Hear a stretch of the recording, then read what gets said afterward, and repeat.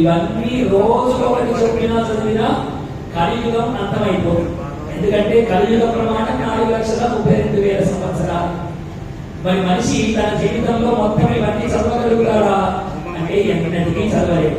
అందుకనే అన్ని పురాణముల సారమైన శ్రీమద్భాగవతము విన్నా 4 వేదములను ఈ మిగిలిన 17 పురాణాలను విన్నటువంటి అనుగ్రహం భగవానుడు ఇస్తాడట.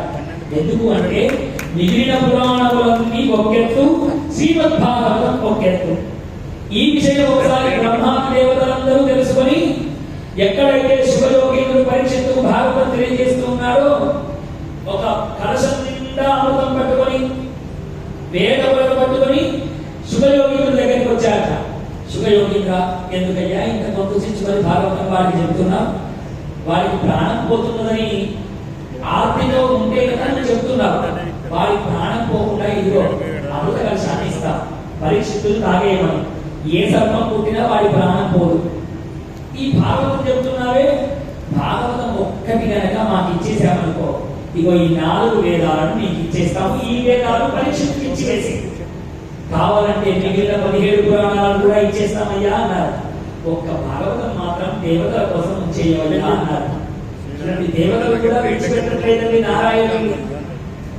అలా నాడు పరీక్షిత్తు కనుక అమృతం కోసం ఆశపడుతుంటే, మిగిలిన పురాణముల కొరకు ఆశపడుతుంటే, అమృతం కంటే మధురమైన ఈ భాగవతం మనకు లభించేదా?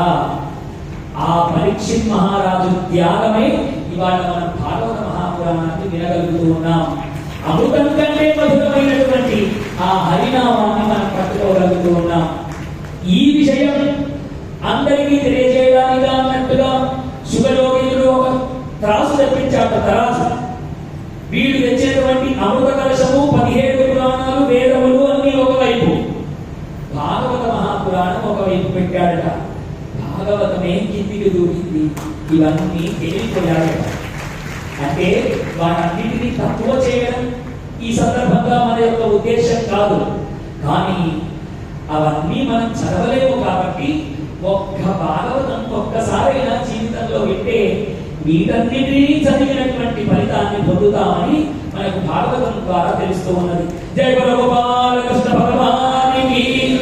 ఈ భాగవతము సకల వేదాంత సారము. భాద్రపద మాసము నాడు ఎవరైతే భాగవతము వినిపించుదురో, భాద్రపద మాసంలో అంటే మనం గణపతి నవరాత్రులు అంటామే, ఆ భాద్రపద మాసంలో ఎవరైతే ఈ భాగవత పురాణాన్ని వింటారో వాడు పరమోత్కృష్టమైన మార్గమును చేరు. వాడు నేరుగా వాడికి వీసా దొరుకుతుంది. ఎలాంటి ఇంటర్వ్యూలు అవసరం లేదు. వాడు ఆ పరమాత్మ దగ్గరికి గ్రీన్ కార్డ్ పట్టుకొని వెళ్ళిపోవాల్సిందే.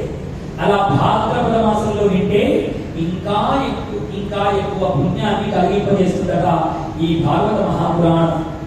నదులలో గంగా, దేవతలలో విష్ణువు, క్షేత్రములలో కాశీ, పురాణమున భాగవతము శ్రేష్టమైనది. నదులలో గంగా నది శ్రేష్టం. అలాగే దేవతలలో పరమాత్మ నారాయణుడు శ్రేష్టమైనటువంటి వారు. క్షేత్రములలో కాశీ నగరము, కాశీ క్షేత్రము చాలా విశిష్టమైనటువంటిది. పురాణములలో భాగవతం విశిష్టమైంది. చూడండి, గంగా నది, కాశీ గంగా రెండు ఒకే దగ్గర ఉంటాయి. అక్కడికి వెళ్తే ఈ 2 పుణ్యాలు మనకు వచ్చేస్తాయి. మరి కాశీ నగరానికి వెళితే విష్ణు దర్శనం కూడా అవుతుందండి. ఎందుకో తెలుసా? అసలు కాశీ నగరం తెలిసిందే విష్ణువు కొరకు. విష్ణుమూర్తి కోరికతోనే ఈశ్వరుడు ఆ నగరాన్ని నిర్మించాడు. అంటే చూడండి, ఇటు గంగ దర్శనం, అటు కాశీ దర్శనం, విష్ణువు దర్శనం, ఇవన్నిటిది నారాయణుడు ఉన్నాడు అంటే భాగవతం ఉన్నట్టే. కాబట్టి ఒక్క కాశీకి వెళ్ళామా అన్నిటి దర్శనములు మనం చేసినట్టే. అందుకని జీవితంలో ఒక్కసారైనా కాశీలో భాగవతం వినమని చెప్పారు. అలా కాశీలో ఇలా ఎన్ని క్షేత్రములు ఉన్నాయో భాగవతం వినవలసింది. కనీసం మన ఇంటి దగ్గరైనా చెప్పేటప్పుడు వినాలి అంటే ఇదిగో ఇంతమంది వచ్చారు. మన ఊళ్ళో భాగవతం జరిగేటప్పుడు కూడా చూడు, మనం వినలేకుండా ఉన్నాము అంటే, వింటున్నామంటే అది పరమాత్మ అనుగ్రహం. వినలేకుండా ఉంటున్నాము అంటే అది మన కర్మ ఫలితము అని చెప్పుకోక తప్పదు. జయ గోపాల కృష్ణ భగవానికి. ఎంత శ్రేష్ఠ